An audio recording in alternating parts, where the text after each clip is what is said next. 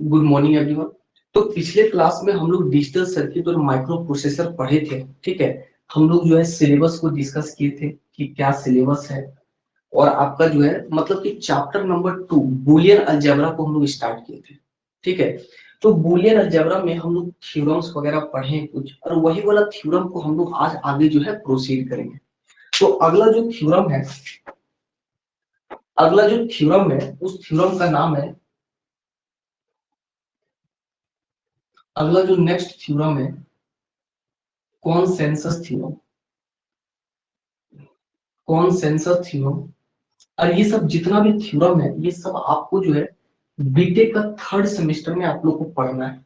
Digital electronics ये सब diploma में उतना नहीं है।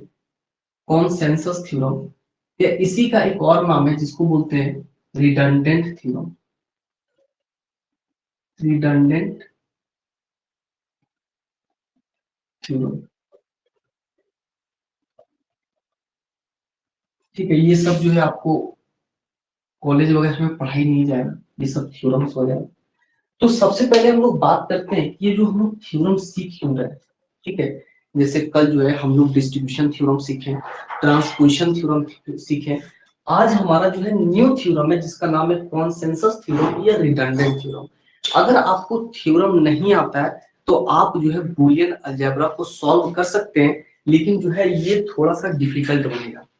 ठीक है, अगर आपको थ्योरम्स आते हैं तो आप जो है बूलियन अलजेब्रा का जो एक्सप्रेशन है आप जल्दी सॉल्व कर सकते हैं, और अगर नहीं आता है तो आंसर बनेगा लेकिन टाइम लगेगा। जैसे ये थ्योरम बोलता क्या है इसको सबसे पहले समझते हैं। जैसे एक टर्म लिखें ए बी, ध्यान से समझना, प्लस बी सी प्लस सी ए, ठीक है, कुछ भी हो सकता है, इज इक्वल टू, जैसे। तो कॉन्सेंसस थ्योरम हम लोग अप्लाई कब करेंगे वो ध्यान से समझना। सबसे पहला कंडीशन है कि जो भी बूलियन अलजेब्रा आपका लिखा गया है इसको बोलते हैं बूलियन अलजेब्रा। ठीक है, तो जो भी आपका बूलियन अलजेब्रा लिखा गया है इसमें कम से कम 3 वेरिएबल होना चाहिए। वेरिएबल का मतलब ए बी सी। तो इसमें कितना वेरिएबल है, एक हमारा हो गया ए, एक हमारा हो गया बी और एक हमारा हो गया सी। मतलब आपका जो है 3 वेरिएबल और कम से कम 3 टर्म होना चाहिए। कितना टर्म है, एक टर्म, 2 टर्म, 3 टर्म। और हर एक वेरिएबल आपका जो है 2 बार रिपीट होना चाहिए। जैसे आप देख सकते हैं यहाँ पे ए जो है आपका 2 बार है, बी आपका 2 बार है, सी आपका 2 बार है।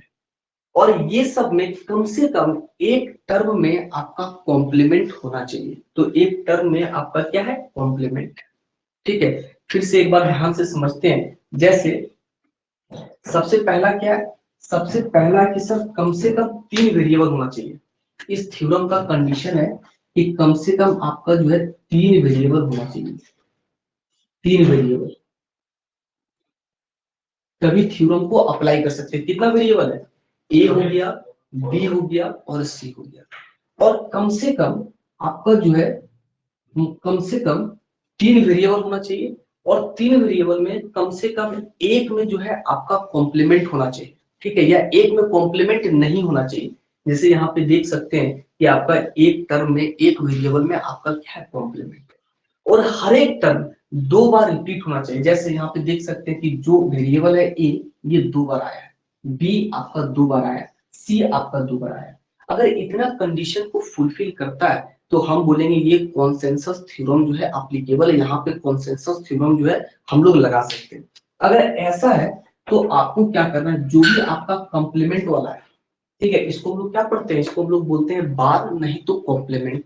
जो भी आपका कॉम्प्लीमेंट वाला टर्म है उसको जो है सबसे पहले लिख दीजिए।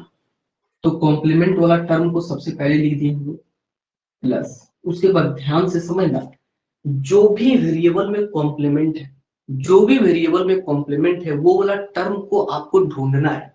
तो यहाँ पे ए कॉम्प्लीमेंट है, तो यहाँ पे देखना है कि ए किसमें है, ए किसमें, ये वाला ए है, तो इसको जो है यहाँ पे लिखना है ए। ये इसका हो गया आंसर। अरे ये वाला जो टर्म है, ये वाला जो टर्म है इसका कोई भी मतलब नहीं है, ये वाला टर्म का कोई भी मतलब नहीं है।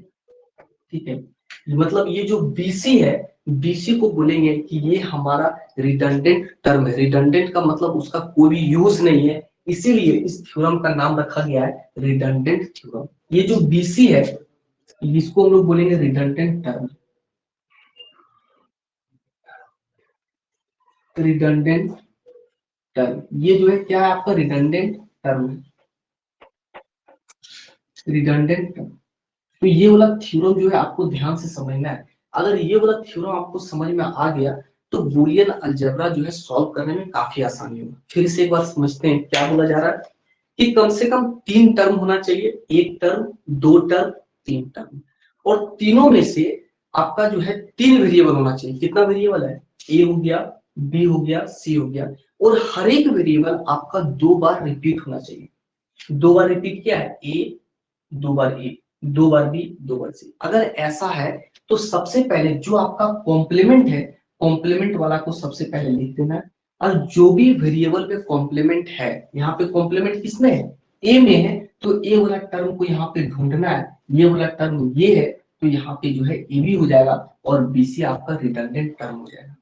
इसी को हम लोग बोलते हैं कॉन्सेंसस थ्योरम या रिडंडेंट थ्योरम। ठीक है, रिडंडेंट का मतलब होता है कि वो वाला टर्म का कोई भी महत्व नहीं है, उसको हटा भी देंगे तो कोई भी आंसर में फर्क नहीं पड़ेगा।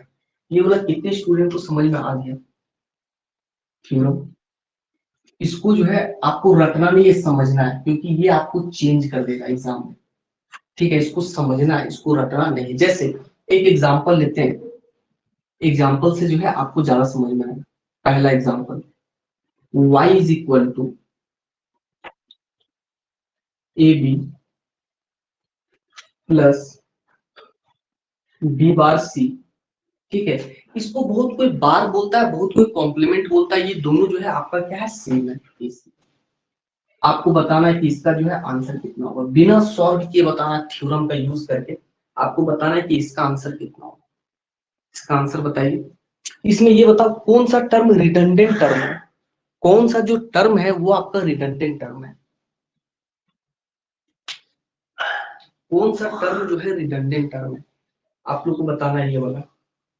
जैसे ये वाला एग्जाम में आएगा तो बोलेगा कि इसका जो है आपको सॉल्व करना है। ठीक है, तो सबसे पहले देखेंगे कि सर इसमें कितना वेरिएबल है। इसमें 3 वेरिएबल है, ए हो गया, बी हो गया, सी हो गया।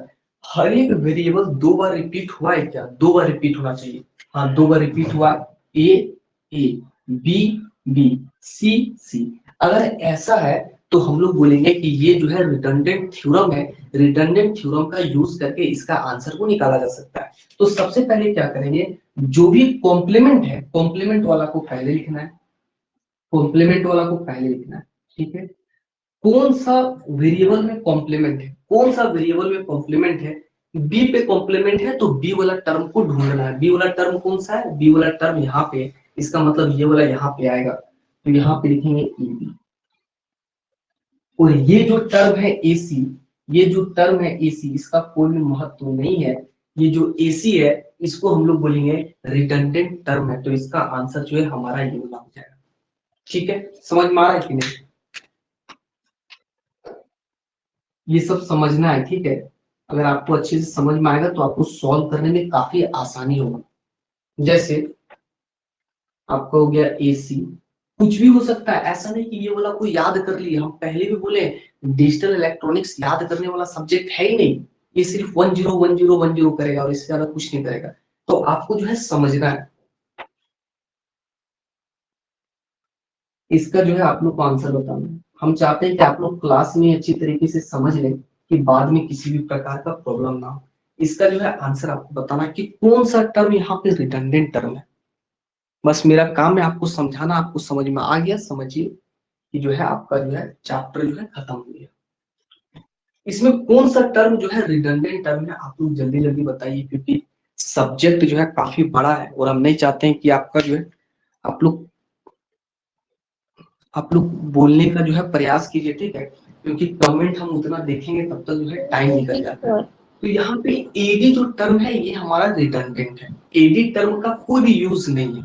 ठीक है, देखते हैं सबसे पहले क्या करना है। सबसे पहले आपको देखना है क्या इसमें 3 वेरिएबल है, तो इसमें 3 वेरिएबल है, ए हो गया, बी हो गया, मतलब ए हो गया, सी हो गया और डी हो गया। 3 वेरिएबल कुछ भी हो सकता है, एबीसी हो सकता है, एसीडी हो सकता है, एक्स वाई जेड हो सकता है, एलएमएन हो सकता है, कुछ भी हो सकता है। हर एक वेरिएबल 2 बार रिपीट होना चाहिए। 2 बार रिपीट हुआ है क्या? ए जो है 2 बार है, सी आपका 2 बार है, डी आपका 2 बार है। तो जो आपका कॉम्प्लीमेंट है, जो आपका कॉम्प्लीमेंट है उसको लिख देना है, जो आपका कॉम्प्लीमेंट है इसको लिख देना है, प्लस जो भी वेरिएबल में कॉम्प्लीमेंट लिखा गया है वो वाला टर्म को ढूंढना है। वो वाला टर्म कौन सा है? वो वाला टर्म है ये वाला एसी, तो यहाँ पे लिखेंगे एसी। और ये जो एडी है, एडी का कोई भी महत्व नहीं है। मतलब जो एडी है इसमें यहाँ पे आपका रिडंडेंट टर्म है, यहाँ पे लिखेंगे here AD is redundant term, मतलब इसको नहीं भी लिखेंगे तो कोई भी फर्क नहीं पड़ेगा। तो इसको हम लोग बोलते हैं कॉन्सेंसस थ्योरम या रिडंडेंट थ्योरम। ये सेमेस्टर एग्जाम में कम ही आता है, लेकिन कॉम्पिटिटिव एग्जाम्स में क्या करेगा, ऐसा दे देता है और पूछता है कि ये जो है कौन सा थ्योरम है, रिडंडेंट थ्योरम है, ट्रांसपोजिशन थ्योरम है, डिस्ट्रीब्यूशन थ्योरम है, कौन सा थ्योरम है। और ये जो डिजिटल इलेक्ट्रॉनिक्स का पेपर है, डिजिटल इलेक्ट्रॉनिक्स का जो पेपर है, ये सिर्फ एक एग्जाम होता है एसएससी जेई, उसमें नहीं पूछता है। बाकी आप कोई भी एग्जाम दीजिए, जेई का कोई भी एग्जाम दीजिए, आपको डिजिटल इलेक्ट्रॉनिक्स से कम 7 से 8 क्वेश्चन जो है आपको मिल जाएगा। और सबसे ज्यादा जो क्वेश्चन रहता है वो चैप्टर 1 और चैप्टर 2 से रहता है, उसके बाद नहीं पूछता है। तो ये सब जो है आना चाहिए। आप लोगों को क्वेश्चंस वगैरह दिए होंगे तो आपको पता चल रहा होगा कि कितना इसका जो है इंपॉर्टेंस है आगे। ठीक है, यहाँ तक ये आपका बीटेक में भी पूछता है, बीटेक का 3rd सेमेस्टर में भी डिजिटल इलेक्ट्रॉनिक्स है और सिलेबस आपका सेम टू सेम है। ठीक है, तो इसमें किसी को दिक्कत कॉन्सेंसस थ्योरम या रिडंडेंट थ्योरम में किसी भी प्रकार का दिक्कत है तो पूछ सकते हैं।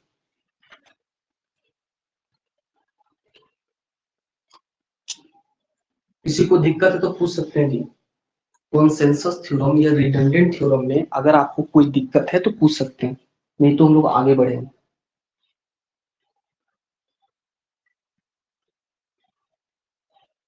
ठीक है, इसमें जो है एक टाइप और आता है, क्या आता है वो वाला देखते हैं। ये वाला लास्ट वाला टाइप को थोड़ा सा ध्यान से देखना, क्योंकि ये भी जो है कभी कभार एग्जाम में आ जाता है और बोलता है कि कौन सा सही है। एक क्या आता है, जैसे बोल देगा y इज इक्वल टू, जैसे बोल देगा आपका हो गया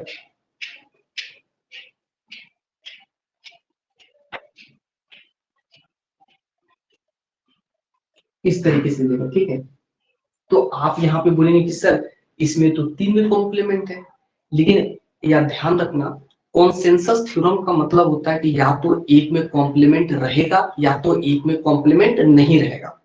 तो इसमें जो है आपको देखना है कि कौन सा टर्म में जो है आपका कॉम्प्लीमेंट नहीं है। अगर ऐसा, अगर 3 में कॉम्प्लीमेंट है तो आपको देखना है कि कौन सा टर्म में कॉम्प्लीमेंट नहीं है। तो आपका जो है ये वाला टर्म में कॉम्प्लीमेंट नहीं है, तो इसको आपको लिख देना है। 2 टाइप का क्वेश्चन यहाँ से बनता है प्लस। ठीक है, किसमें कॉम्प्लीमेंट नहीं है, सी वाला में कॉम्प्लीमेंट नहीं है, तो कौन सा टर्म में सी है, ये वाला टर्म में सी है, तो इसको लिखना है इस तरीके से।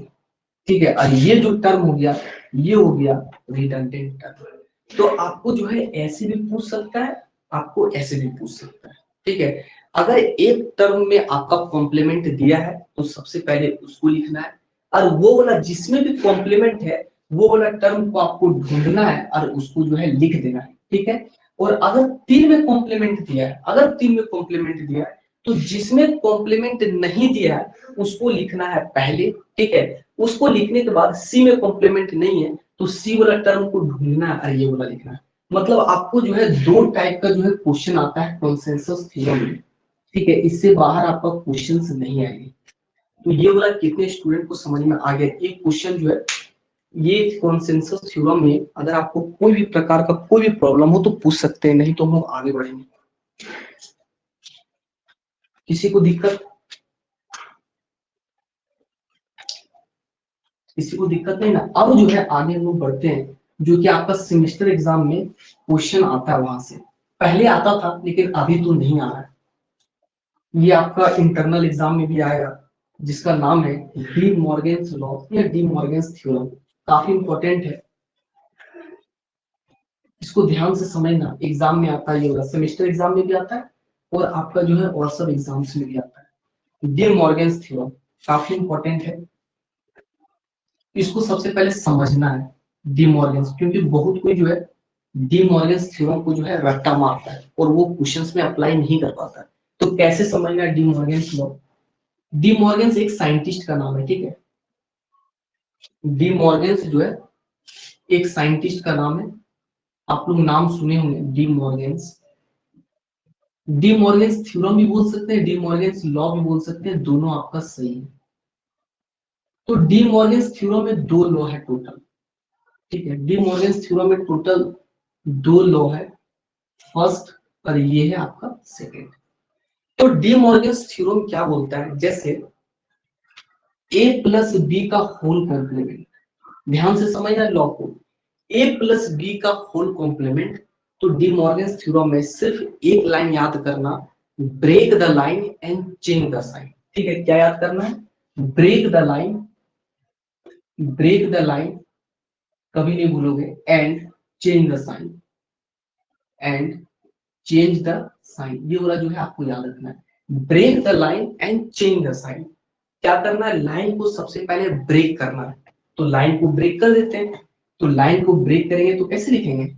ए कॉम्प्लीमेंट बी कॉम्प्लीमेंट, ठीक है। उसके बाद क्या करना है? साइन को चेंज करना है। साइन को चेंज करने का मतलब, अगर यहाँ पे आपका प्लस है तो यहाँ पे क्या है?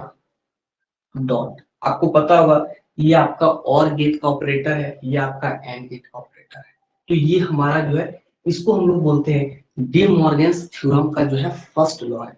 तो आपका एमसीक्यू में पूछता है कि चार उस तरीके से ऑप्शन दे देगा और आपसे पूछता है कि बताओ इसमें डी मॉर्गन्स थ्योरम का पहला लॉ कौन सा है? तो पहला लॉ है ए प्लस बी का whole complement, A complement dot B complement. नहीं तो बोल सकते हैं ए प्लस बी का whole bar A bar into B bar, A bar into B bar, ठीक है। ए बार बी बार ऐसे भी आप लोग बोल सकते हैं। तो ये सबको समझ में आया? इसका हम जो प्रूफ भी है, प्रूफ भी आपको बता दें क्योंकि सेमेस्टर एग्जाम में आता है। ये जो डी मॉर्गन्स लॉ है, सबसे पहले सेमेस्टर एग्जाम के लिए काफी इंपॉर्टेंट है, सेमेस्टर एग्जाम में पूछता है ये वाला, सेमेस्टर एग्जाम में ये पूछता है डी मॉर्गन्स लॉ। तो पहला लॉ क्या कहता है? ये बोलता है कि अगर ए प्लस बी का होल कॉम्प्लीमेंट है तो आपको क्या करना है? सबसे पहले लाइन को जो है ब्रेक करना है, ठीक है। लाइन को ब्रेक करना है, चेंज, और आपको जो है साइन को चेंज करना है। तो लाइन को ब्रेक कीजिए, ए बार बी बार, ठीक है। यहाँ पे आपका प्लस है तो यहाँ पे क्या आ जाएगा? तो इसको हम लोग बोलते हैं डी मॉर्गन्स थ्योरम जो है आपका क्या है? फर्स्ट वाला है। दूसरा दूसरा थ्योरम क्या कहता है? दूसरा थ्योरम ये कहता है कि अगर ए बी का होल बार, ए बी का होल बार, इसको कॉम्प्लीमेंट भी बोल सकते हैं, बार भी बोल सकते हैं, सबका अपना अपना बोलने का तरीका है, दोनों सही है। तो इसमें क्या हो सकता है?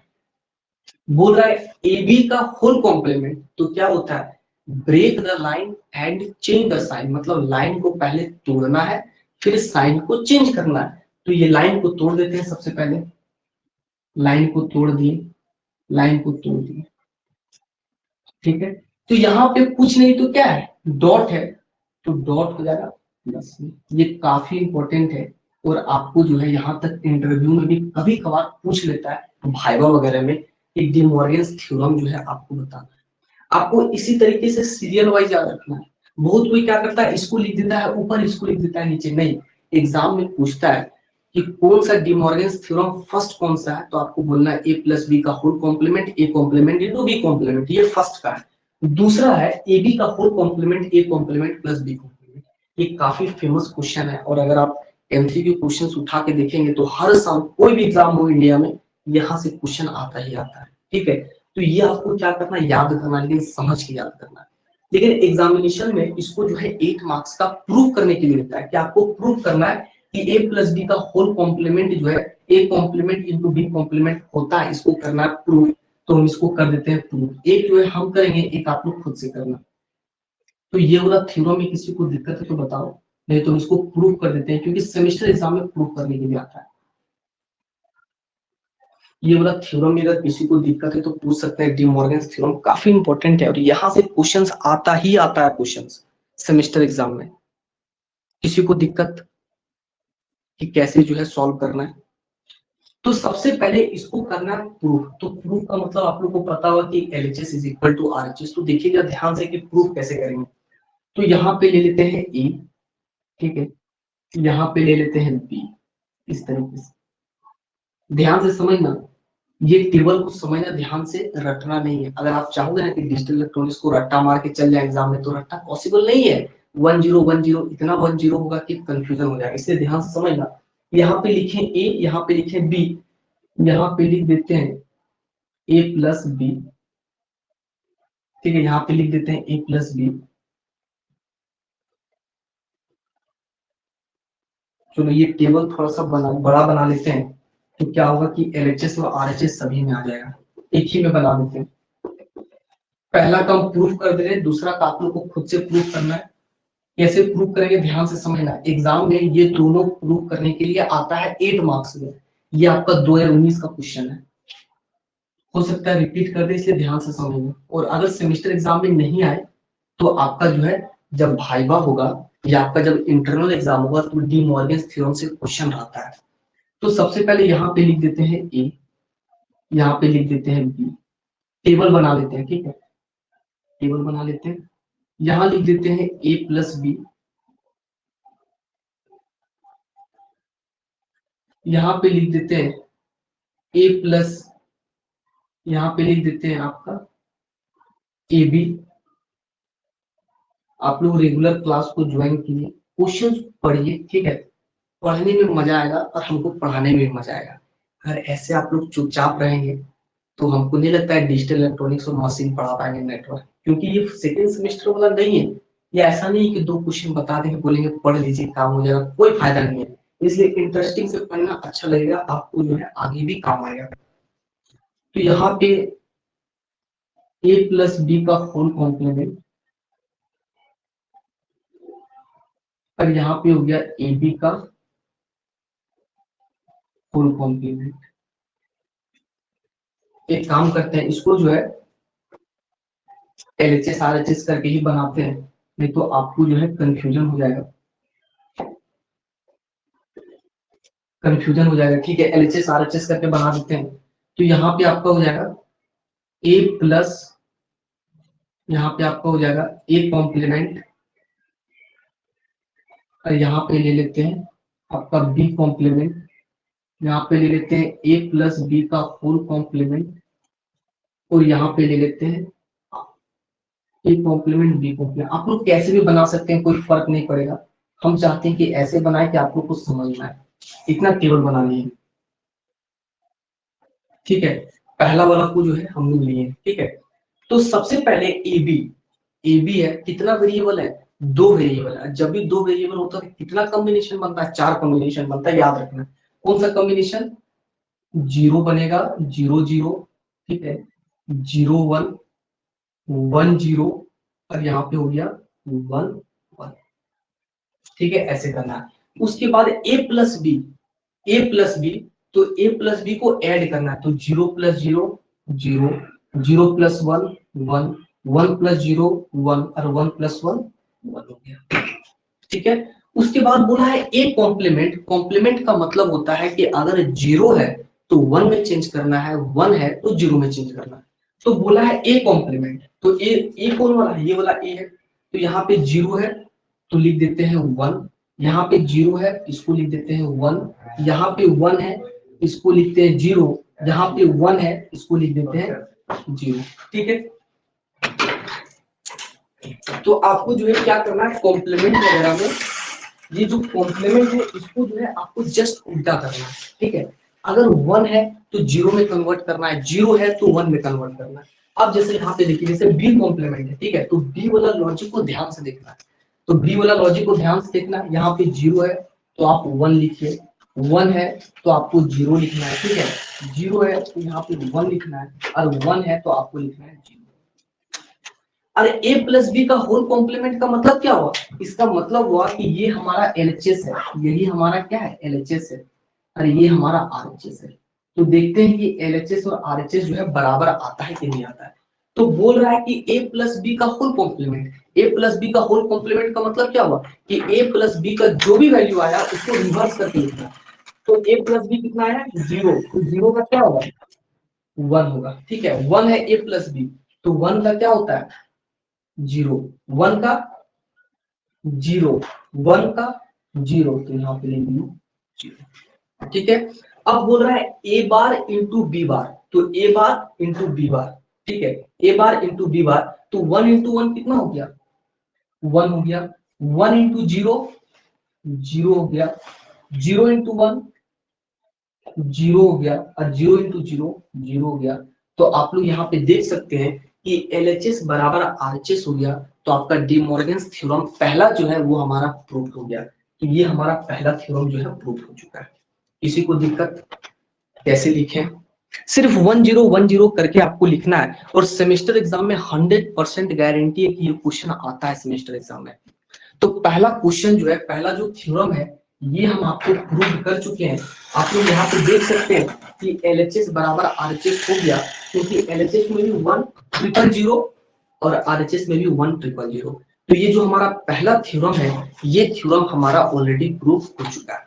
इसी तरीके से सेकंड थ्योरम प्रूव करेंगे, और सेकंड थ्योरम प्रूव कर लेंगे तो आपको एग्जामिनेशन में फुल मार्क्स मिलेगा। इसको प्रूव करने का एक और तरीका है लॉजिक गेट के मदद से, वो भी बताएंगे। लेकिन अभी जो है पहले आप लोग टेबल से समझिए, फिर आपको लॉजिक गेट के मदद से भी आप लोग को बताएंगे। ये टेबल आपको ध्यान से समझना है। देखिए कोई टेबल में किसी भी प्रकार का कोई भी प्रॉब्लम हो तो आप लोग पूछ सकते हैं। टेबल को ध्यान से समझिए और बताइए कोई दिक्कत है टेबल में, किसी को कैसे लिखें। ये हमारा देखिए LHS हो गया, ये RHS हो गया, तो LHS बराबर RHS। उसी तरीके से सेकंड वाला प्रूव करेंगे। हम चाहते हैं कि सेकंड वाला प्रूव करके आप लोग जो एक बार हमको बताना, एक बार सेंड करना, ठीक है। हम चेक करेंगे कि आपका सही है कि गलत है। एक बार फिर से समझते हैं। जैसे यहाँ पे दो वेरिएबल है A और B, तो सबसे पहले आपको पता होगा, हम कल के क्लास में बताएं, अगर वेरिएबल 2 है तो 2 के पावर n, तो 2 के पावर 2 कितना हो गया 4 कॉम्बिनेशन हो गया। तो यहाँ पे लिखे 0 0, ठीक है, 0 1 1 0 1 1, ये आपको याद करना है। A plus B, A plus B, तो 0 प्लस 0 0, 0 प्लस 1 1, 1 प्लस 0 1, और 1 प्लस 1 होता है 2। लेकिन डिजिटल इलेक्ट्रॉनिक्स में 1 प्लस 1 जो है 1 ही होता है। इसको हम लोग 2 क्यों नहीं लिखते हैं, इसको हम लोग पढ़े नंबर सिस्टम में, ठीक है। अब बोला है ए कॉम्प्लीमेंट, ए कॉम्प्लीमेंट का मतलब क्या हुआ कि जो भी ए वाला है उसको उल्टा करके लिखना है। तो यहाँ पे 0 था 1 लिखे, 0 था 1 लिखे, 1 था 0 लिखे, 1 था 0 लिखे। बी कॉम्प्लीमेंट, बी कॉम्प्लीमेंट का मतलब हुआ कि जो भी बी वेरिएबल है उसमें जो भी लॉजिक है उसको उल्टा करके लिखना। तो बी में क्या था 0 लिखे हैं 1, 1 था लिखे 0, 0 था लिखे 1, 1 था लिखे 0। अब जो है a प्लस बी का होल कॉम्प्लीमेंट, कॉम्प्लीमेंट का मतलब उल्टा, तो a प्लस बी कितना है 0 1 होगा, 1 था 0, 1 था 0, 1 था 0। a complement into B complement, इसमें आपका लगेगा आपका एंड ऑपरेटर, ठीक है। तो हमको पता है कि a complement into B complement क्या होता है 1 इंटू 1 1, 1 इंटू 0 0, 0 इंटू 1 0, 0 इंटू 0 0। तो आप लोग देख सकते हैं कि LHS is equal to RHS हो गया। हेंस a प्लस बी का whole complement is equal to a complement into B complement. De Morgan's theorem first जो है हमारा प्रूव हो चुका है। किसी को दिक्कत है ये थ्योरम में तो आप लोग कमेंट बॉक्स में बता सकते हैं, नहीं तो हम लोग जो है एक थ्योरम और पढ़ेंगे, क्लास को ऑफ करेंगे। नहीं सर। ठीक है, सबको समझ में आ गया ना ये टेबल जो है कैसे बना है। तो दूसरा वाला हम चाहते हैं कि आप लोग खुद से बनाना, ठीक है। और नहीं समझ में आएगा तो आप लोग जो है पूछना, ठीक है। एक बार देखना ध्यान से 1010 कैसे लिखें। अब हम लोग जो है इसका एप्लीकेशन पे बात करते हैं। जैसे क्वेश्चन कैसे आएगा, ये सब जितना भी है ये सब सारा आगे आपका यूज होगा डिजिटल इलेक्ट्रॉनिक्स में। और डिजिटल इलेक्ट्रॉनिक्स काफी इंपॉर्टेंट है, इसको समझना है, क्योंकि पूरा जो सब्जेक्ट है सिर्फ आपको 0 1 के अलावा कुछ नहीं मिलेगा, सिर्फ 0 1, सिर्फ 0 1 ही मिलेगा। तो अगर आप सोचेंगे कि हम जो है टेबल को याद कर ले, जैसे होता है ना मशीन वगैरह में, क्या होता है मशीन पावर सिस्टम में कि हम जो है याद करके चल गए, एग्जाम में क्वेश्चन मैच किया लिख दिए, लेकिन इसमें नहीं लिख पाऊंगा। 0 1 कितना याद करोगे, पॉसिबल ही नहीं कि 4 गो 0, 5 गो 1, 2 गो 1, 1 गो 0, पता चला वहां जाके 1 0 गलती करती, तो ऐसा नहीं करना है, ठीक है। तो इसका जो है एप्लीकेशन कैसे आएगा एग्जाम में? एग्जाम में क्वेश्चन आता है सिंप्लीफाई करके, आप लोग लिखे होंगे एग्जाम में बोलेगा simplify the following Boolean algebra. Simplify नहीं तो लिखेगा सिंप्लीफाई, सिंप्लीफाई बोलेगा कैसे इसको। तो एक चीज ध्यान रखना, जैसे हम बोलेंगे ए कॉम्प्लीमेंट का होल कॉम्प्लीमेंट, ए कॉम्प्लीमेंट का होल कॉम्प्लीमेंट, तो ये कॉम्प्लीमेंट से कॉम्प्लीमेंट जो है आपका कैंसिल हो जाता है और ये हमारा आंसर आता है। ठीक है, अगर आपसे हम पूछेंगे कि बताओ जीरो कॉम्प्लीमेंट कितना होता है, जीरो कॉम्प्लीमेंट कितना होता है, तो आप बोलेंगे सर जीरो कॉम्प्लीमेंट, जीरो का वन, जीरो का क्या होगा वन होगा। ठीक है, हम बोलेंगे अच्छा एक बात बताओ इसका भी एक और कॉम्प्लीमेंट निकालो, फिर बोलेंगे इसका एक कॉम्प्लीमेंट, तो वन का कॉम्प्लीमेंट क्या हो जाएगा जीरो। इसका मतलब हुआ कि कोई भी जो वेरिएबल है उसका अगर हम लोग दो बार कॉम्प्लीमेंट निकालेंगे तो कोई फर्क नहीं पड़ेगा, कॉम्प्लीमेंट से कॉम्प्लीमेंट आपका कैंसिल हो जाता है। ठीक है, अब जो है इसी के बेस्ड हम लोग एक क्वेश्चन को देखते हैं। जैसे सबसे पहले आपको याद क्या करना है, आपको याद करना है कि ए कॉम्प्लीमेंट का होल कॉम्प्लीमेंट इसका आंसर होता है, काफी इंपॉर्टेंट है, इसको याद रखना। जैसा पहला क्वेश्चन ध्यान से समझना, और जितना भी क्वेश्चन करवा रहे हैं सारा आपका जो है मतलब कंसेप्चुअल क्वेश्चन है, आपको समझने वाला क्वेश्चन है। ऐसा हम नहीं बोलेंगे कि ये क्वेश्चन एग्जाम में आएगा, इसलिए नहीं आएगा क्योंकि डिजिटल इलेक्ट्रॉनिक्स का क्वेश्चन जो है अगर देखा जाए तो आज तक कभी मैच नहीं किया। हर साल क्वेश्चन जो है अलग कर देता है, हर साल अलग करता है, इसलिए आपको समझना होगा कौन सा क्वेश्चन एग्जाम में आएगा, पूरा पढ़ने के बाद ही पता चलेगा। ठीक है, ऐसे हम लोग नहीं बता सकते कि कौन सा क्वेश्चन एग्जाम में आएगा। जैसे आपको समझना है, जैसे ए, जैसे क्वेश्चन लिए ए कॉम्प्लीमेंट, बी कॉम्प्लीमेंट और सी कॉम्प्लीमेंट का होल। सपोज ये क्वेश्चन आ गया, ठीक है, ये सपोज क्वेश्चन आ गया, ये क्वेश्चन अगर मतलब कंपटीशन का क्वेश्चन है, ये वाला जेई का क्वेश्चन है, ये सेमेस्टर का क्वेश्चन नहीं है, लेकिन देखिए इसको कैसे सॉल्व करेंगे। तो सबसे पहले हम लोग जो है एक थ्योरम पढ़े, D Morgan's law. D Morgan's law का पहला थ्योरम क्या कहता है, पहला थ्योरम करता है कि अगर a प्लस बी का होल कॉम्प्लीमेंट है तो ये होता है a complement into B complement. तो सबसे पहला टारगेट आपका क्या होना चाहिए, जो कि जो पूरा वाला कॉम्प्लीमेंट है ना, इसको जो है ब्रेक करना है। तो स्टेटमेंट क्या कहता है, स्टेटमेंट कैसे याद रखेंगे, ब्रेक द लाइन, लाइन को करना है break, and change the sign, sign को करना है चेंज। तो हम लोग लाइन को करते हैं ब्रेक, तो लाइन को ब्रेक करेंगे तो क्या होगा, ये हो गया ए बी सी, ठीक है, ये हमारा हो गया ए बी सी। तो ये पहला में कॉम्प्लीमेंट पहले से था, बी में कॉम्प्लीमेंट पहले से था, सी में कॉम्प्लीमेंट पहले से था। तो ये जो बड़ा वाला लाइन है इसको करना है ब्रेक, तो ब्रेक कर देते हैं। तो ब्रेक कर दिए, ब्रेक कर दिए, ब्रेक कर दिए। अगर यहाँ पे डॉट है तो क्या आता है, सबको पता है प्लस आता है, प्लस प्लस। ठीक है, हमको पता है कि ए कॉम्प्लीमेंट का होल कॉम्प्लीमेंट कितना होता है, ए होता है। सी कॉम्प्लीमेंट का कॉम्प्लीमेंट कितना होता है, सी होता है। मतलब कोई भी वेरिएबल में अगर दो बार कॉम्प्लीमेंट लगाए तो कॉम्प्लीमेंट से कॉम्प्लीमेंट कैंसिल हो जाता है। तो ए कॉम्प्लीमेंट का ए कॉम्प्लीमेंट कितना हो गया, तो आप बोलेंगे ए होगा। बी कॉम्प्लीमेंट का ये हो जाएगा बी, और ये हो जाएगा सी। तो यही हमारा क्या हो जाएगा, आंसर हो जाएगा। ये सबको समझ में आया, ये समझ में आया कि नहीं सबको।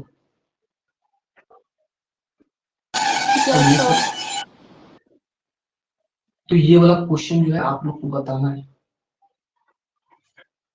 आप लोग को समझ में आ जाता है, ठीक है, लेकिन आप लोग जब पूछते हैं तो आप लोग बताते नहीं, ये क्वेश्चन आप लोग को बताना है।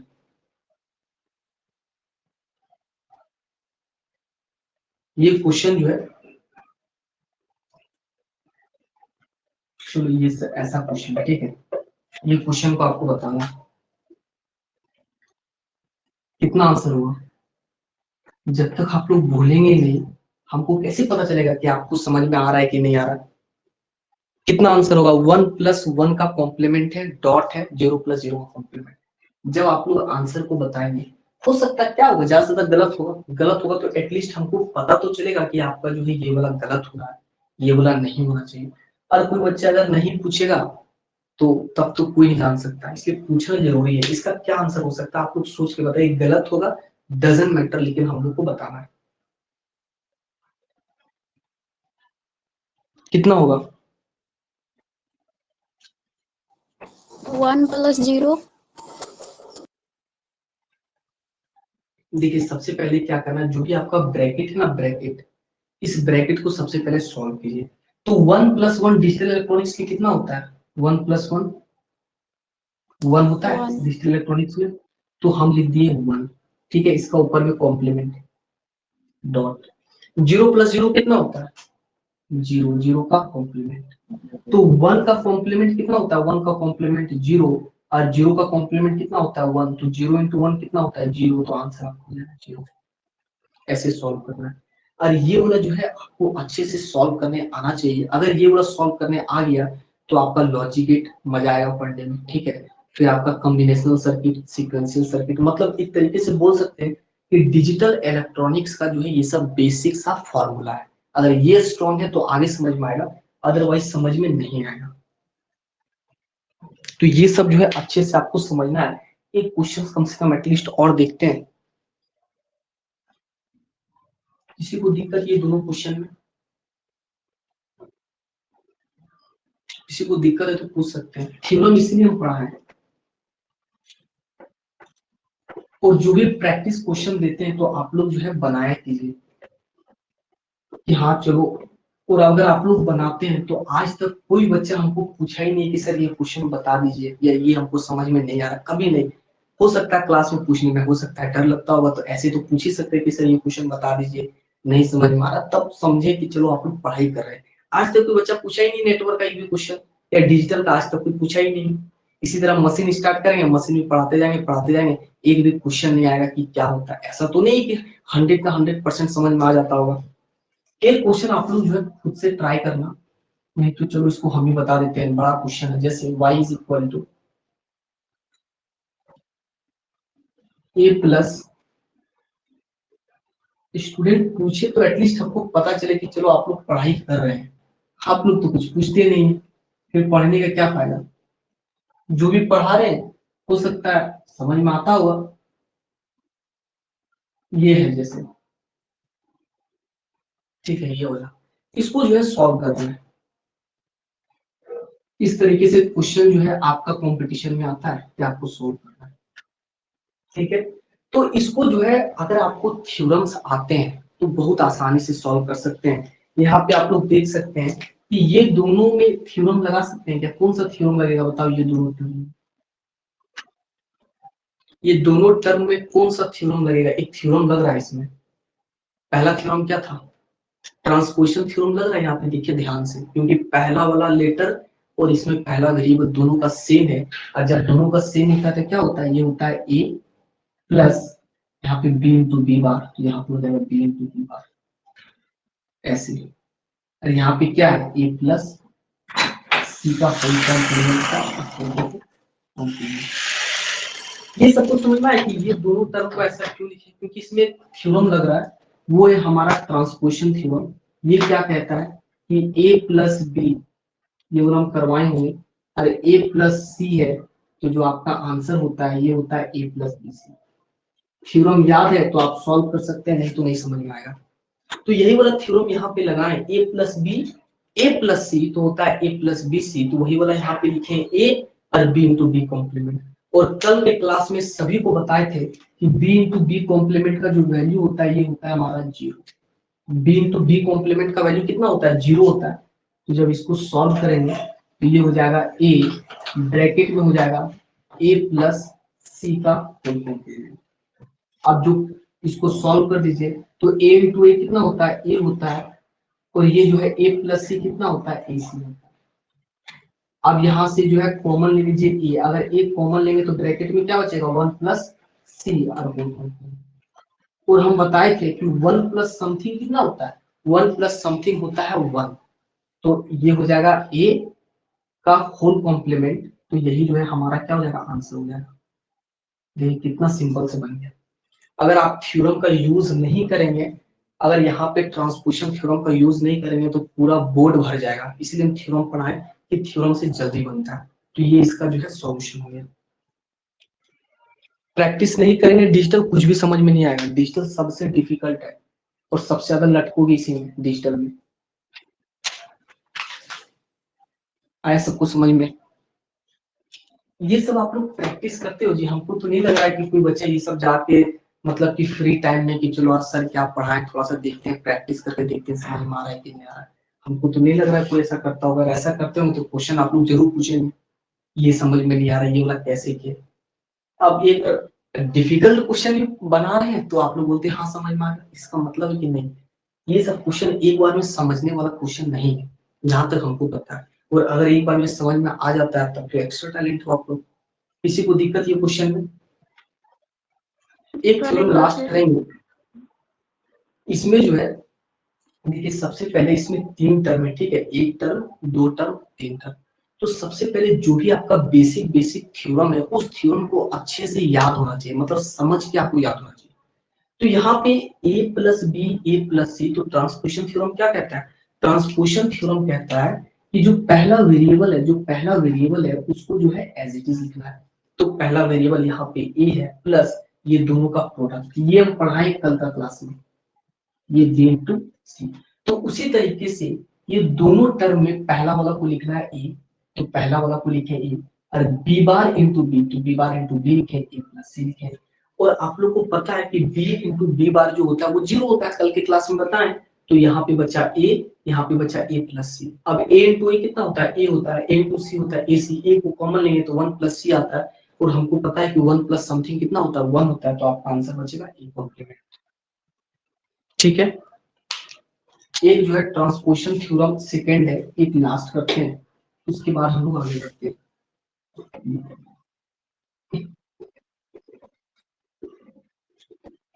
ध्यान से समझना डिजिटल इलेक्ट्रॉनिक्स, नहीं तो नहीं समझ में आएगा ये। तो हम लोग जो है पढ़े थे ट्रांसपोजिशन थ्योरम पहले, सबसे पहले हम लोग पढ़े थे ट्रांसपोजिशन थ्योरम फर्स्ट। आज हम लोग पढ़ेंगे ट्रांसपोजिशन थ्योरम सेकंड। तो ट्रांसपोजिशन थ्योरम सेकंड ये क्या कहता है, ये ध्यान से समझते हैं। ट्रांसपोजिशन थ्योरम सेकंड, और ये मत सोचना कि ये सब कॉलेज में पढ़ाया जाएगा, नहीं पढ़ाया जाएगा ये सब, ये सब कॉलेज में नहीं पढ़ाया जाएगा। अगर कोई कॉलेज में पढ़ाई होता है तो देख लेना, हो ही नहीं सकता कि ये सब पढ़ाते। ट्रांसपोजिशन थ्योरम सेकंड, तो ट्रांसपोजिशन थ्योरम सेकंड होता क्या है इसको ध्यान से समझना। जैसे हम बोलेंगे कि a प्लस बी, और यहाँ पे बोलेगा a बार प्लस सी, कुछ भी हो सकता है, ऐसा नहीं है कि कुछ भी हो सकता है। तो इसमें जो है इसको क्या करना, अगर दो इस तरीके से टर्म है a प्लस बी, और यहाँ पे हो गया a कॉम्प्लीमेंट प्लस सी। देखो ये सब का पढ़ने का जो बेस्ट तरीका है ना, वो बेस्ट तरीका क्या है कि आप जो है सबसे पहले लेक्चर को ध्यान से देखिए, ठीक है। पढ़ने का तरीका क्या होता है वो पहले बताते हैं सबसे पहले कि पढ़ना कैसे। देखिए सबसे पहला काम आपका होना चाहिए कि जो भी आपका आज पढ़ाया गया है, चाहे कॉलेज में हो, चाहे कोचिंग में हो, चाहे कहीं भी हो, सबसे पहले उसको जो है आप ध्यान से, पहले आपको अच्छे से लेक्चर को ध्यान से देखिए। लेक्चर को ध्यान से देखने के बाद दूसरा काम आपका होना चाहिए नोट्स बनाने का। नोट्स बनाइए 1.5x का स्पीड में देखिए, 1.5x का स्पीड में देखिए, ठीक है। उतना देखने के बाद जो भी आपका एग्जाम्पल लिया गया उसको रफ कॉपी में एक बार, दो बार, तीन बार प्रैक्टिस कीजिए। जब समझ में आ जाएगा तो जो जो आपका इम्पोर्टेंट पॉइंट है, ठीक है, जो इम्पोर्टेंट पॉइंट है, इम्पोर्टेंट टॉपिक है, कम से कम उसको स्टार लगा के इस तरीके से छोड़ दिए कि ये हमारा इम्पोर्टेंट है, ठीक है। इसको बार बार रिविजन करना है। और तीसरा काम क्या होना चाहिए?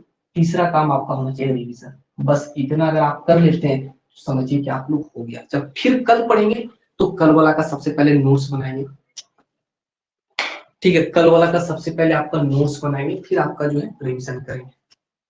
तो ये ट्रांसपोजिशन थ्योरम सेकंड तो दिख नहीं रहा है, तो इसको जो है लास्ट वाला बना लेते हैं। तो इस तरीके से आपको रिवीजन करना है। तो इसका होता क्या है, इसमें होता क्या है कि जो भी आपका इंटरनल प्रोडक्ट है, ये आपका इंटरनल प्रोडक्ट, ये दोनों को गुना किया जाता है, और ये जो है आपका एक्सटर्नल प्रोडक्ट, ये दोनों को गुना किया जाता है। जो भी टर्म हो, तो a इंटू सी कितना हुआ? a इंटू सी हो गया ए सी प्लस ए बार इंटू बी। इसको बोलते हैं ट्रांसपोजिशन थ्योरम सेकंड। इसको अगर प्रूफ की बात करें, इसका प्रूफ कैसे होगा, तो प्रूफ करके भी देख सकते हैं। ये हो गया a प्लस बी, ये पूरा मैथमेटिक्स है, ठीक है, और a complement plus C complement. बस इसको सॉल्व कीजिएगा, आपका आंसर यही आएगा। तो इसको जब सॉल्व करेंगे तो ये क्या हो जाएगा, ये हो जाएगा a ब्रैकेट में हो जाएगा a कॉम्प्लीमेंट प्लस सी, और ये हो जाएगा प्लस बी, यहाँ पे हो जाएगा ए कॉम्प्लीमेंट प्लस सी।